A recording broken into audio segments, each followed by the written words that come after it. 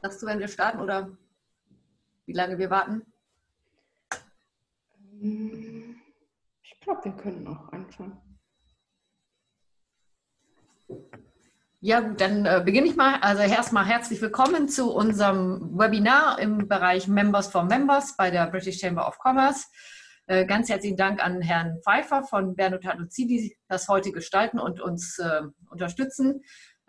Ich bin Ilka Hartmann, für die mich noch nicht kennen, die neue Geschäftsführerin seit dem 1.4. in der Kammer.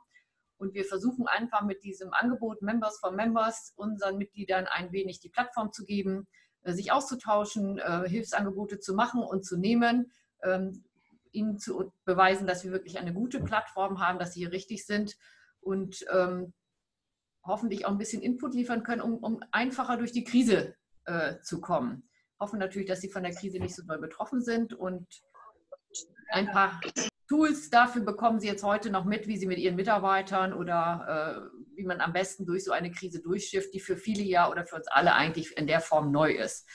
Ich wünsche Ihnen alles Gute, bleiben Sie gesund, bleiben Sie der Kammer gewogen, bringen Sie Input rein, wenn wir irgendwas für Sie tun können und übergebe jetzt an meine Kollegin Dolores Volkert, die das alles technisch aufgesetzt hat und uns jetzt auch sozusagen durch die Sendung oder durch das Webinar führen wird und später auch Ihre Fragen entgegennimmt. Viel Erfolg!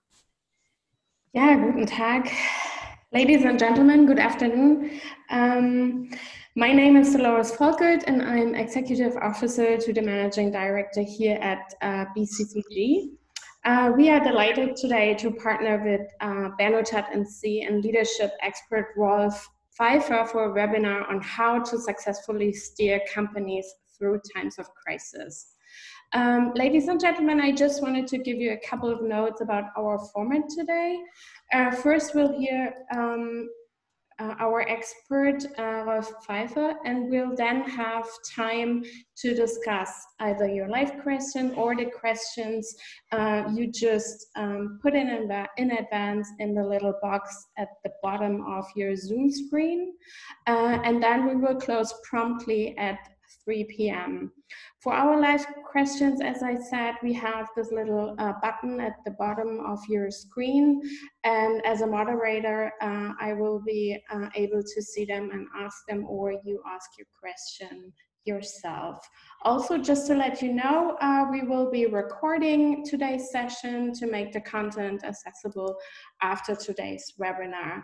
But now, to start immediately, I would like to invite Rolf Pfeiffer to the virtual floor, please.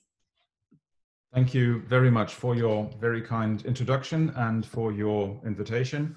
I'm super happy to be with all of you this early afternoon to look at some of those principles that we found out are important to navigate through times of crisis. I would just like to give you a very brief insight into the background of what we do.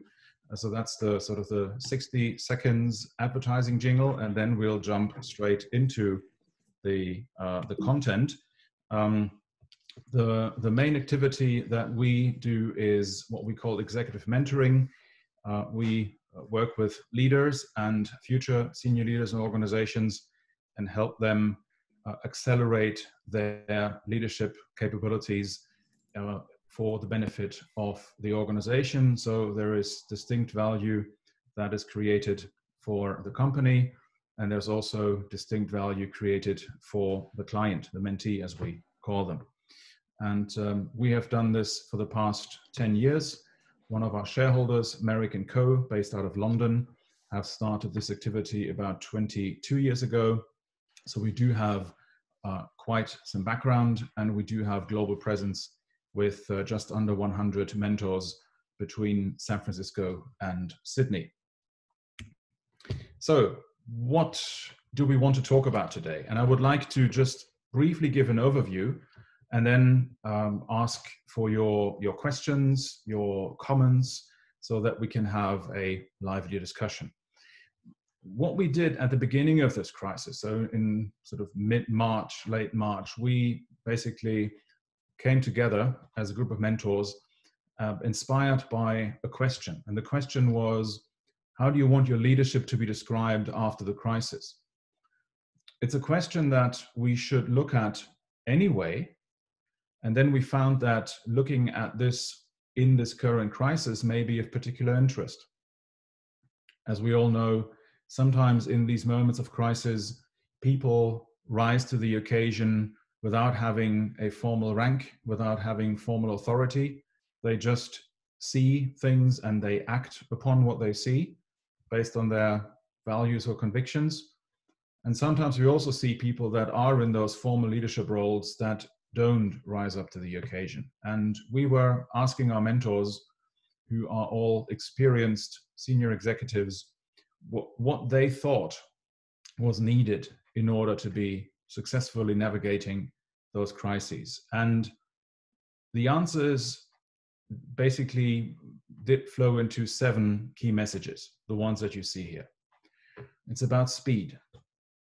It's about not just speed, but regular speed. And we'll go into some of those details in a moment. It's about honesty.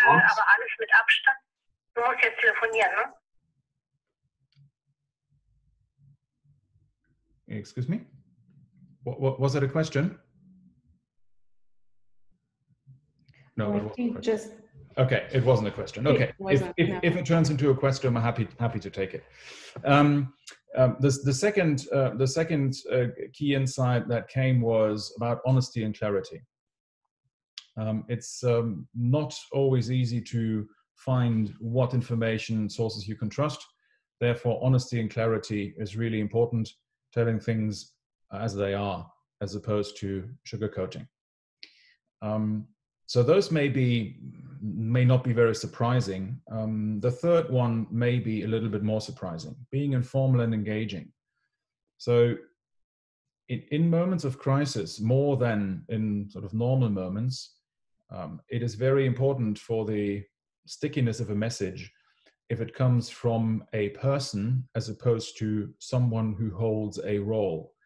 And that is what we mean by informal and engaging, where it's not just the CEO of the company talking, but it's the individual, the human being that holds that role, that is talking. And listening, by the way, we come to that in a moment. We know from experience in these times that something happens that all those of you who studied economics or business administration have looked at in the first year of studying, which is a simple curve. In these moments of crisis, the demand for information goes up quickly and significantly, but the supply of information goes down dramatically. So there is a hunger for information, and very often we tend to focus more on outside than on inside communications, which means that oftentimes people working in a company learn about what's going on in the company by reading the press. And we all know that that's the second best solution. So one of the recommendations that we came up with was focus more than ever before on internal communications. Something that easily gets lost in how we work is listening to understand. We all say we listen. It's important to listen to one another. And what we find is that very often people listen very often to reply. So whilst someone says something, they already try and formulate the answer. Where what really is important is to listen to understand what's really going on. What is this person really trying to tell me? Another principle that might be a little bit surprising is the idea of embodying the message. So you all know those situations when you see someone on a stage talking and you hear the words the person says, you see the body moving, and you have this funny feeling that something isn't quite right. And then we realize that sometimes what the people say using words and what the people say using their posture and body language are two different stories. So it is of utmost importance in those situations of crisis that the messages are coherent and authentic, that what you say by using words is very close to, if not identical to, what the rest of your body says. Simple example, it may also be the tone of voice. So you can say, I'm truly certain that we will manage this. Or you can say, I'm truly certain that we'll manage this. I've used identical words. I bet the impression on you was different from these two ways of saying what I said before. So that's one of the elements that you can listen to that may show some of this recommendation of embodying the message. And to be completely honest, the one that I like most of these 7 is the final one, challenging established assumptions. We all know that we work from assumptions because there is so much information coming our way that it is virtually impossible to deal with all of that information coming in. So what we do very often is we use assumptions in order to make an assessment of a situation and in order to make decisions and communicate. Now, the trouble with those assumptions is they may be wrong. So even though we might be pressed for time, it is a very good idea to actually look at those assumptions and find out whether they really correspond to the situation that you're looking at. So that's the quick overview. I've got 2 more slides. So that's all I have as a support for this. And these 2 slides will look at all of those 7 messages, key messages in some detail. So I would like to go to the next one, and if there are particular questions on any of these or the others, I'm very happy to take them and try and respond to them. I'm also equally happy, if there are no questions at this point in time, to just go into a little bit of detail around these first 4, so that perhaps as a result of that, some questions or comments might come up. So do we have questions at this stage?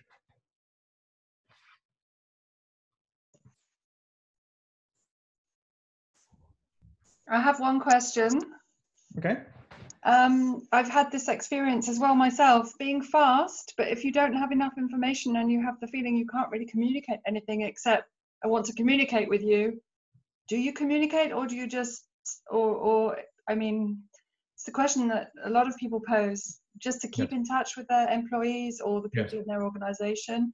Do you just put out a message and say, look, we know this is going on. We don't know how long it's going to last.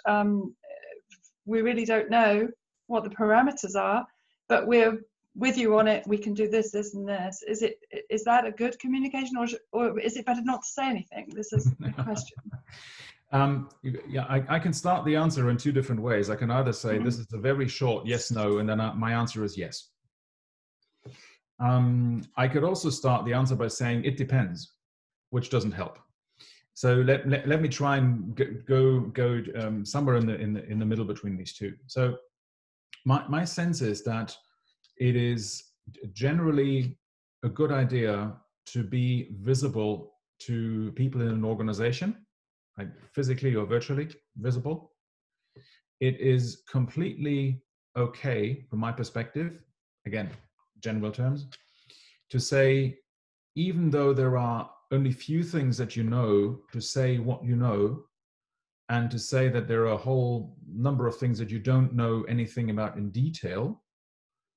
But then it usually is a good idea to do a few other things. One is to say, and we're working on ABC in order to gather more information. We're speaking with A, B, and C in order to find out more. So when there is no result that you can communicate, the next best thing you can do, from my humble perspective, is to talk about the things you do to obtain more information, the process that you have started to gain more information, to show that you are actively working on obtaining more information, because what that allows people to realize is that you are in active pursuit of more answers, which shows that you are on the case, you are active, you are not paralyzed. It also gives people the possibility of saying, oh, by the way, if you're working on this particular aspect, I might be able to help. If you speak with this particular person, you could also speak with that person because they might also be able to provide information. So speaking about the process that you follow or the activities that you conduct in order to obtain more information will allow you to allow people to engage in that process. So I clearly recommend to do that. The third aspect that I'd like to highlight is it sometimes helps, and obviously that's sort of a bit of a tightrope here. It sometimes helps to say, look, we haven't got all the answers. We are working on this. We are trying to solve this, and at the same time, we haven't got the perfect answer. So please don't expect a perfect reply. It'll be as good as it can be at the time being. And if material things change, then we will update and we will change the course of action. So it's really the idea of showing what you're working on that can replace the fact that you may not have.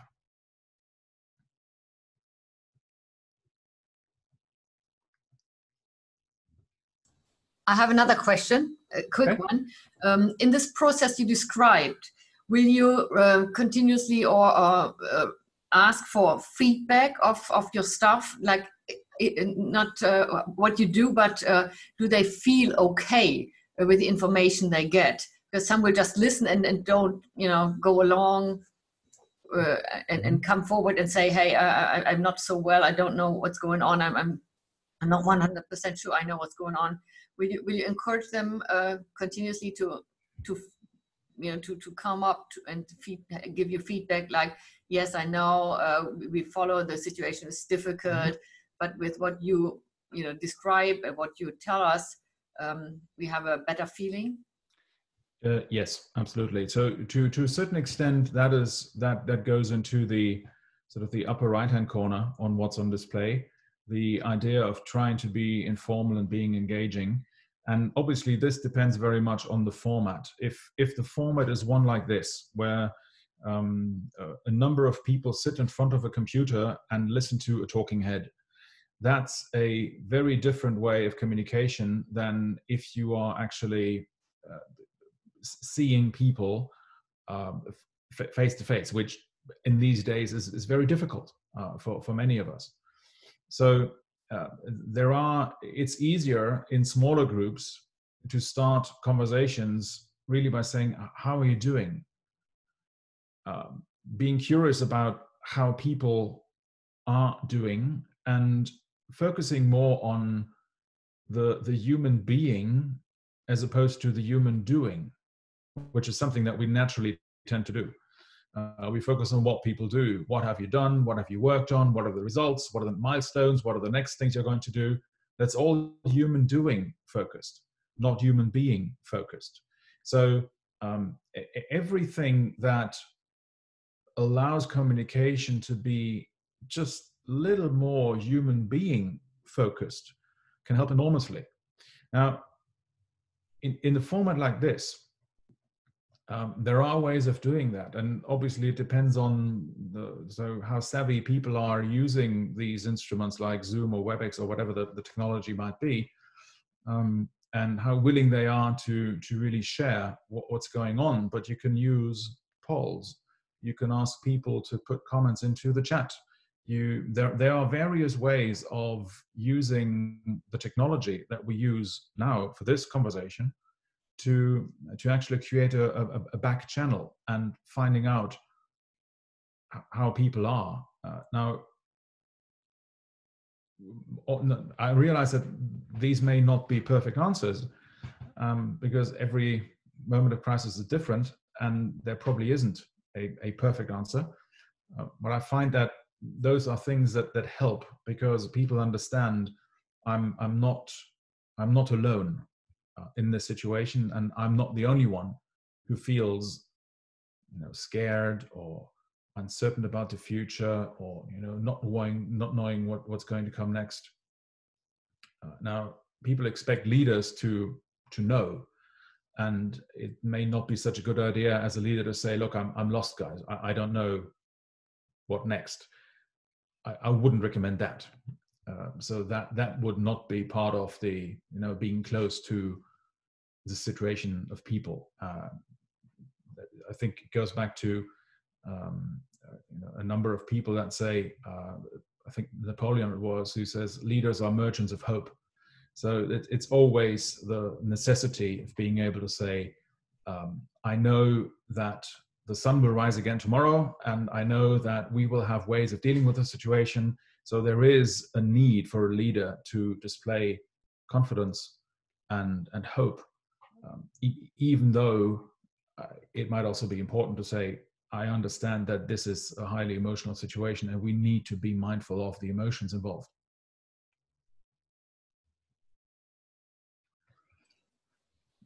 Which also basically means that when we're looking at this idea of being honest and being clear,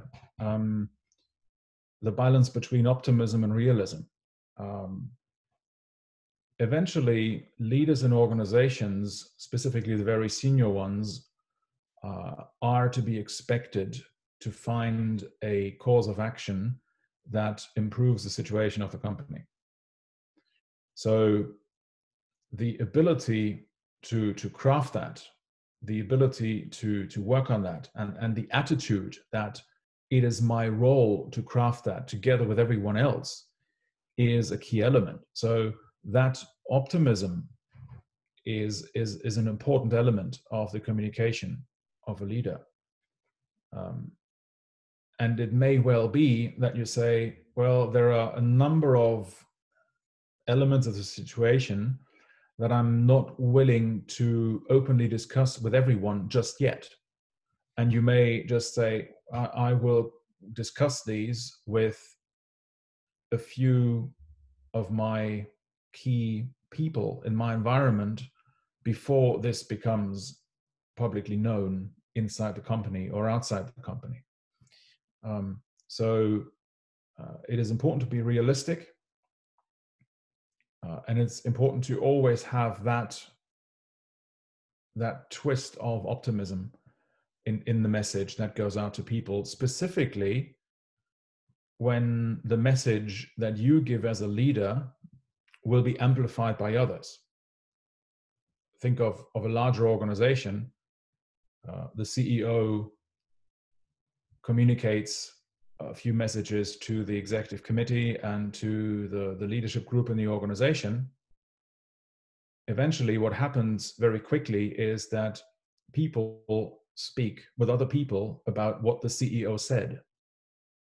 And therefore, the importance of optimism is very clear, that when I have heard the CEO say something and other people ask me, so you were in this meeting, what did they say? What did they talk about? I will give a second-hand communication. I will give a second-hand message. And this second-hand communication, second-hand message would have to have those elements of optimism included to be really powerful.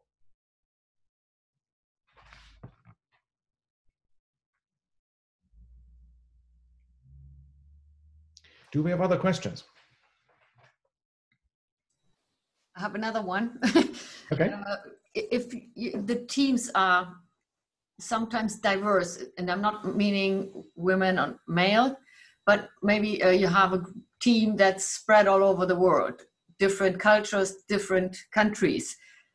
How do you go about that? Because sometimes messages are taken differently depending on which surrounding, which cultural background, which country you are, because I think this is quite difficult to bring the same message with the same tone into a group that's spread between, I think, Russia, US, Germany, UK, and wherever else. Right. I would imagine that one thing that works is to say there is a core element of the message that will need to go out, and that core element of the message is probably a collection of bullet points of half sentences that really hold the essence of a message that gets communicated. Sometimes it helps to send a message and hoping that it will land effectively is to use various channels in parallel. So we all know that sometimes we can play with different instruments. We can have the webinar format, we can have live broadcasts or podcasts, and we can have written information. And we all know that the beauty of written information is it can be distributed very quickly to many people in many different time zones. The big difficulty is it is easier to misunderstand written communication if it's not really well written. So I would imagine that in many situations, the clarity of the message and the result you get from sending the message will be improved by combining various ways of communications. It's very important to be able to see the person that sends a message, and if only it is through video. It is very important to have a back channel, being able to ask questions. So when I look at globally operating companies, you essentially have two choices for that.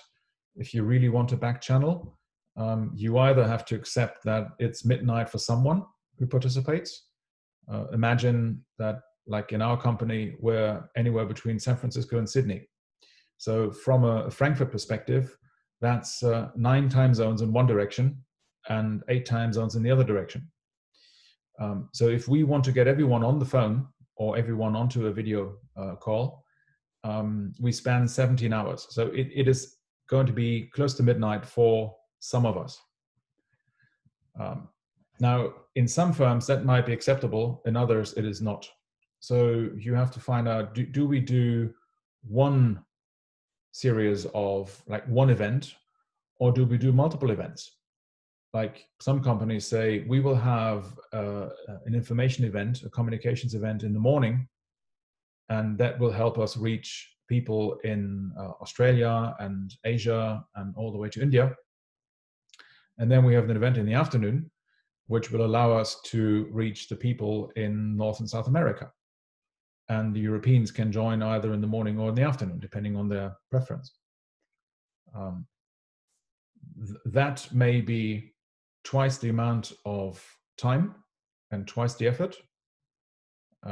It probably generates more than twice the result. So those are ways that things you can play with in order to try and make sure the message gets received. Specifically when it comes to being able to see what the questions are, what the reactions are, and where specific additional messages, specific additional communications, specific listening might be needed to make sure that you are being understood. So the other thing you can do is to say, we send information, we broadcast information, we supply information to people, and we ask them to react, and we ask them to tell us what it is they've heard and how they reacted.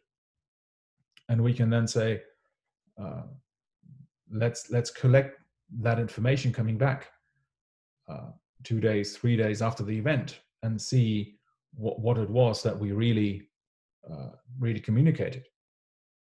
Again, you can use polls, like pulse feedback instruments, to find out how the message has been received, at least to some extent.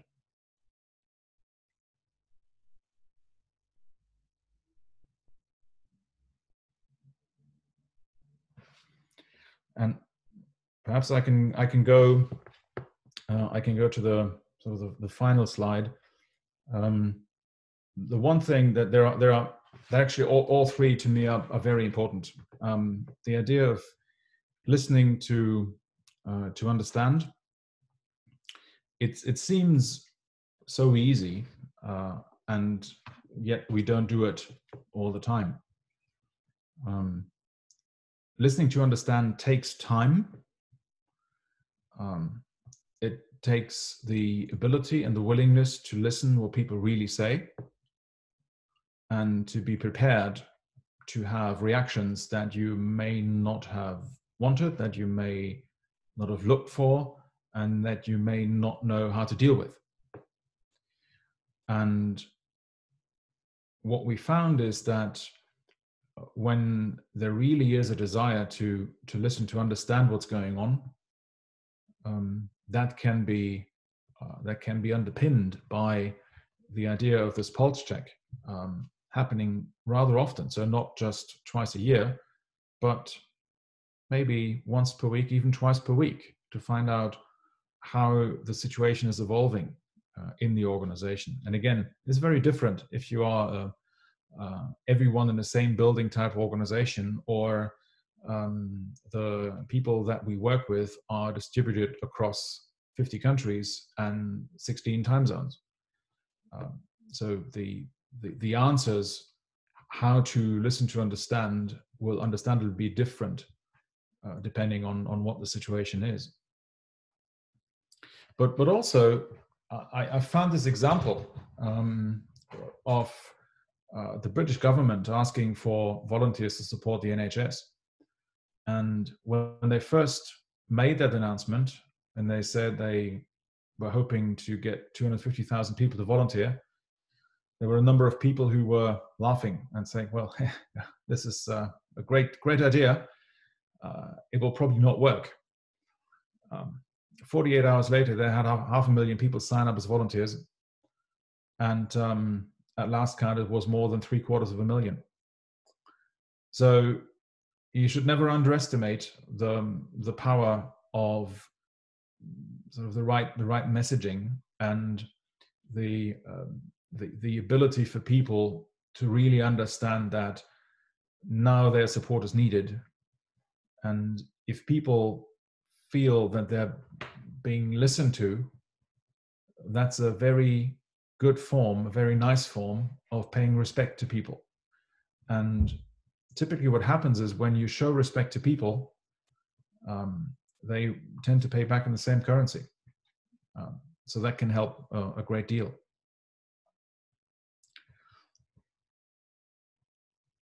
And finally, as I said earlier, my preferred one really is those challenging established assumptions.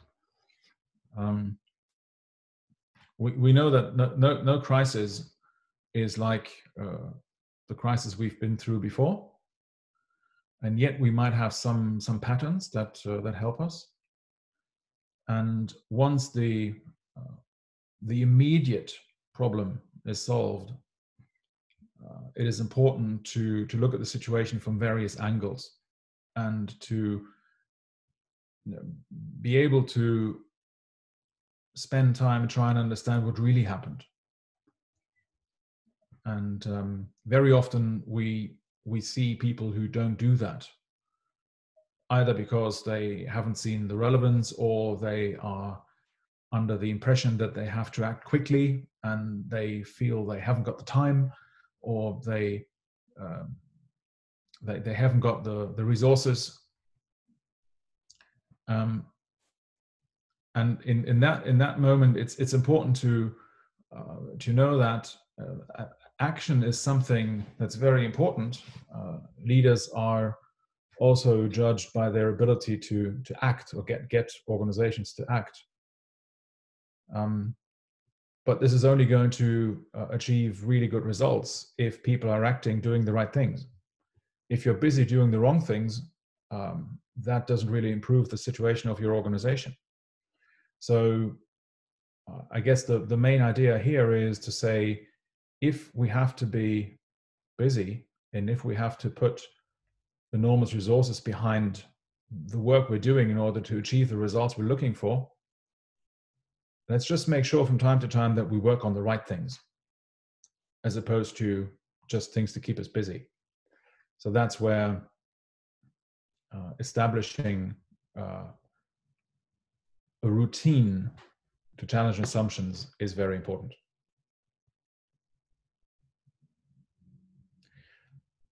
A final comment for this, and I hope that I can then look at some more questions, is one way to look at the current situation is to say we're all in the same storm, but we're not in the same boat.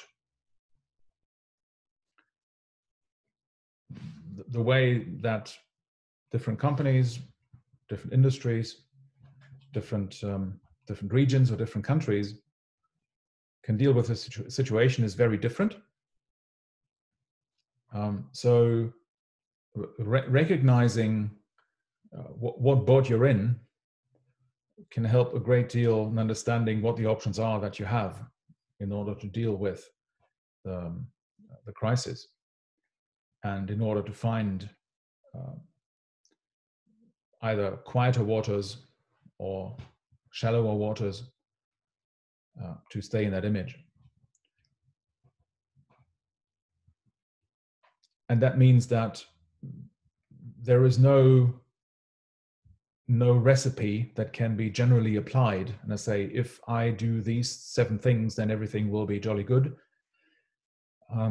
If it was that easy, well, we'd probably not be here. But it's not that easy because, as I said earlier in one of the replies to one of the questions, it will depend what the right answer is on the situation that you're in. Are you 50 people working from one site, or are you 50,000 people working spread across 17 time zones? The answers will be different.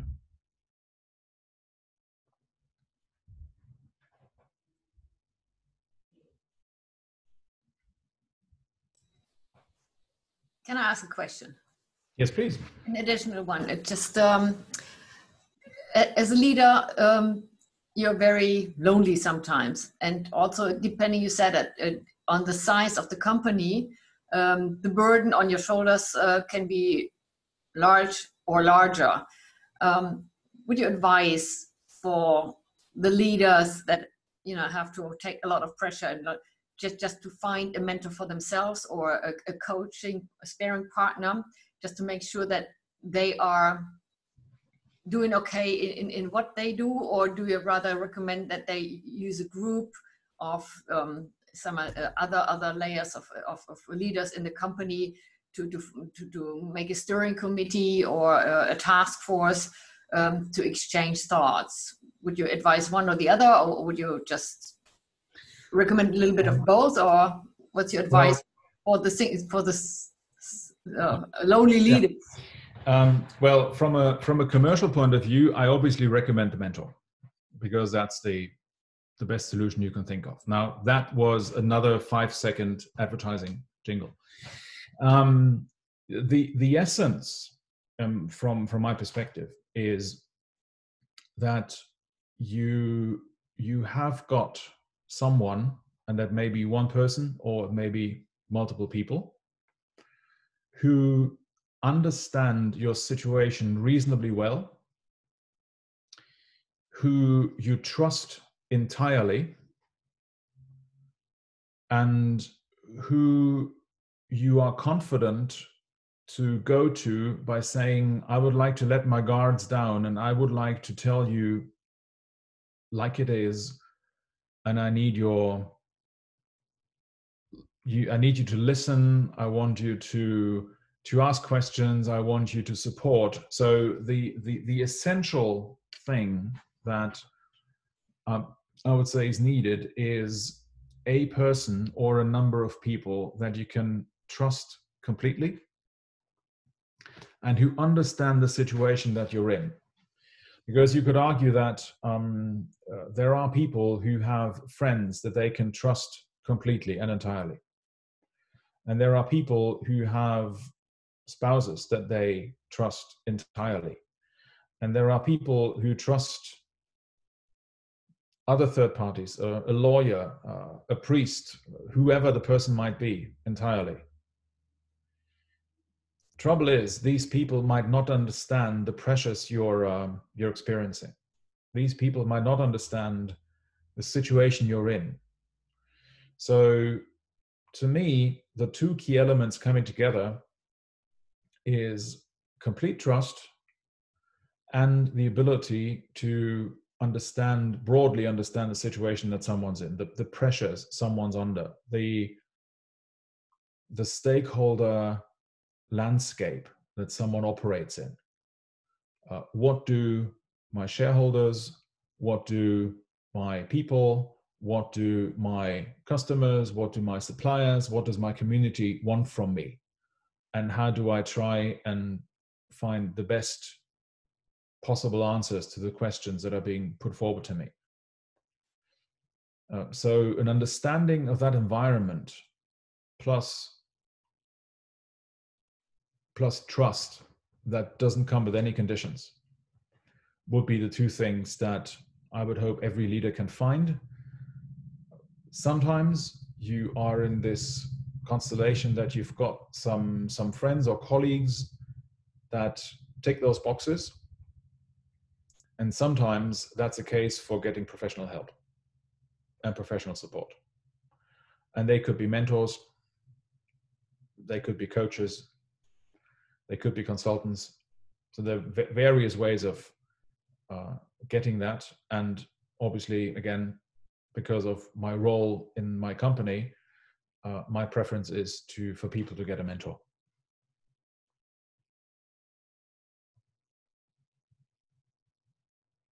Could I launch a question at you, please?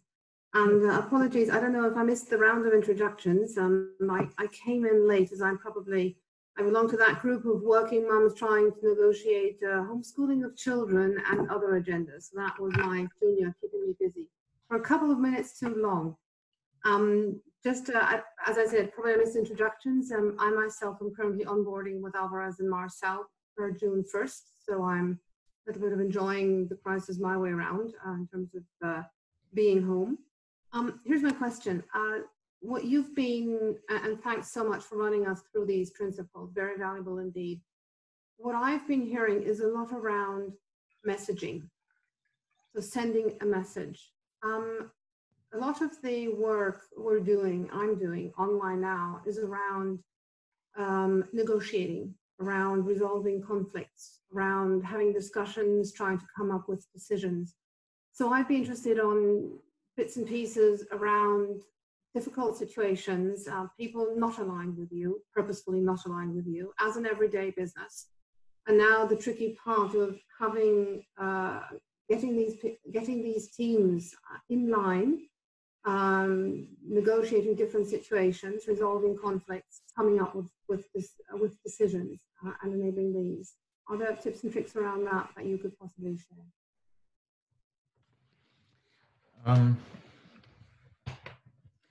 I would imagine that when the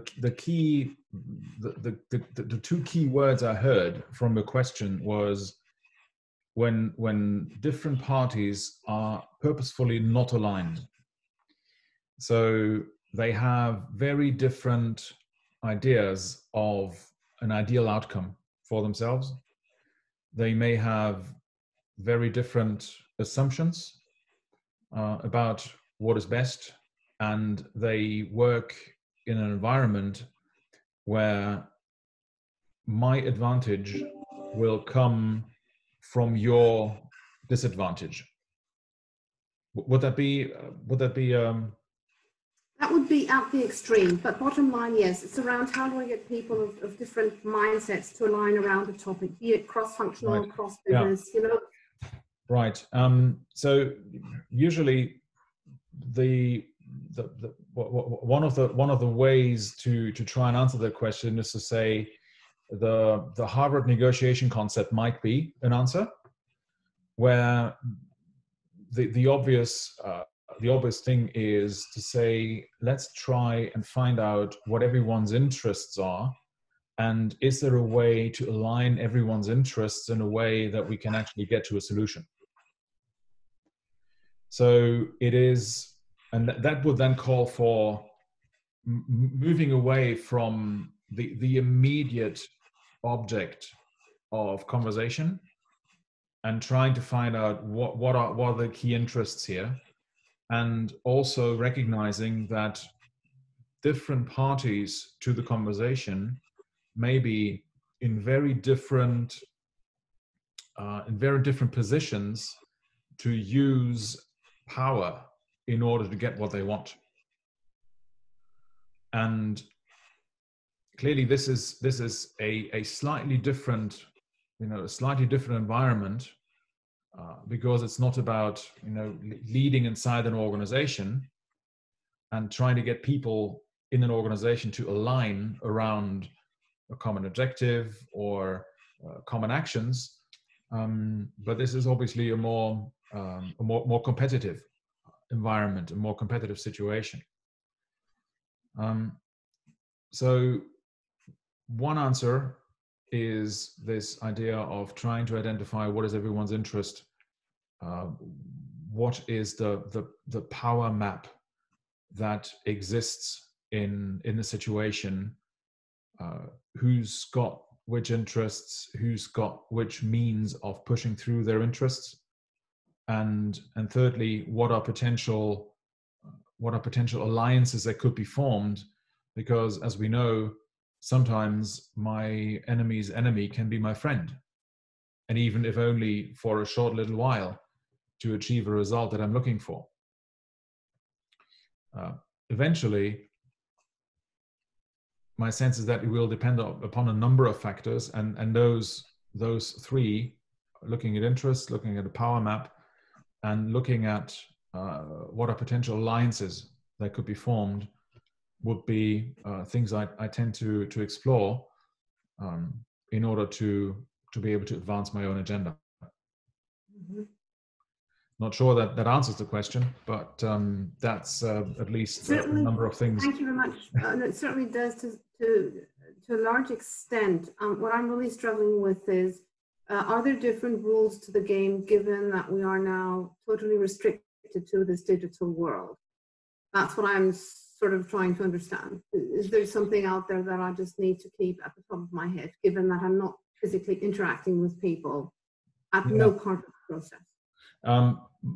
I would assume so, because the way that we communicate is different.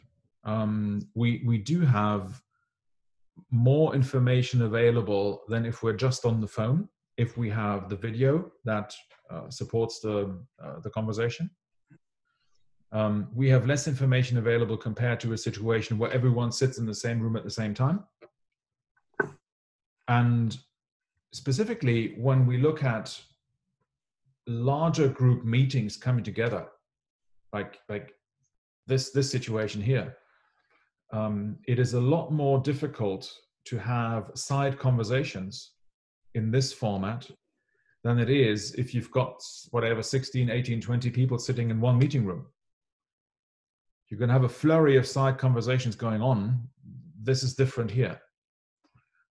Yes, people can write each other chat messages, and then they can have WhatsApp open next to this, blah, blah, blah. I mean, there are many possibilities, but still, it means that some people will benefit from this format of communication because it works for them, where others find it more demanding, less spontaneous, providing less information.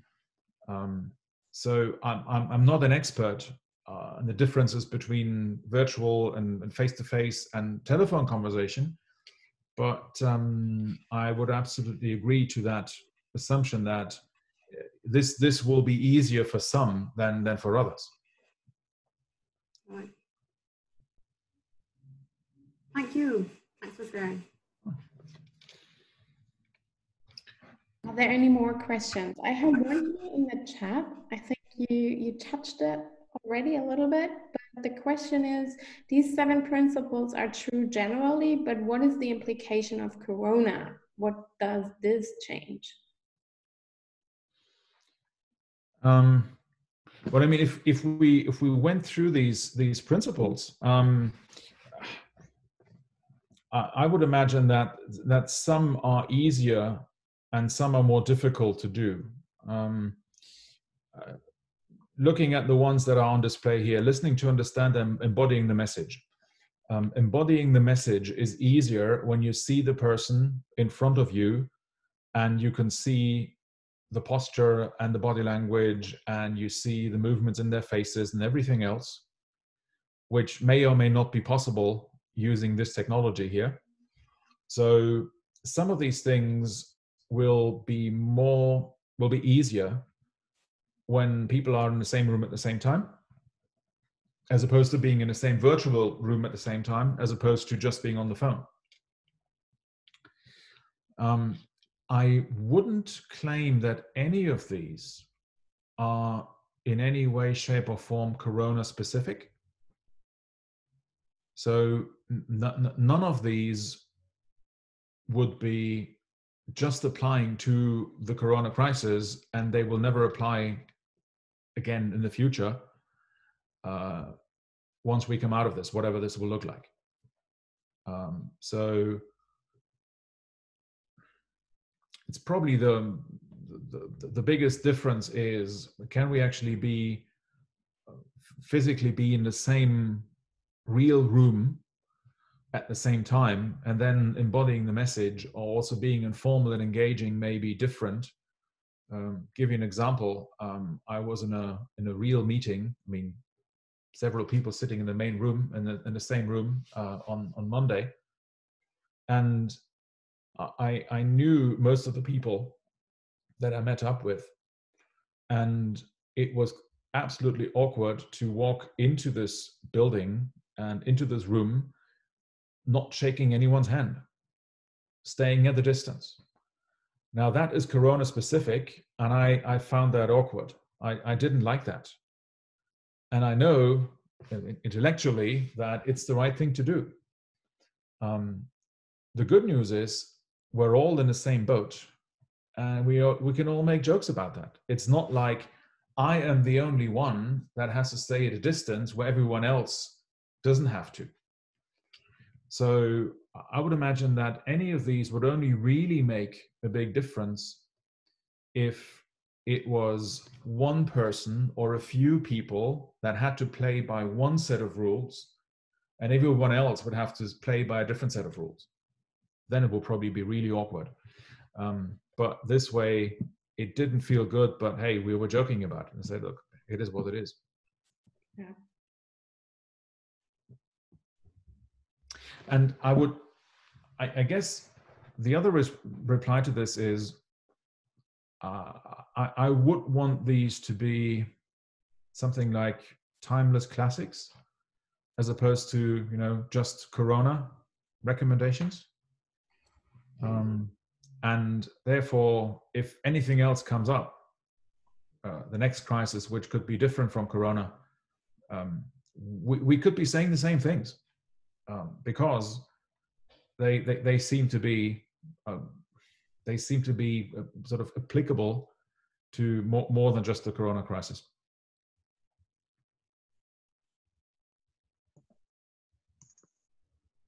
May I ask a question?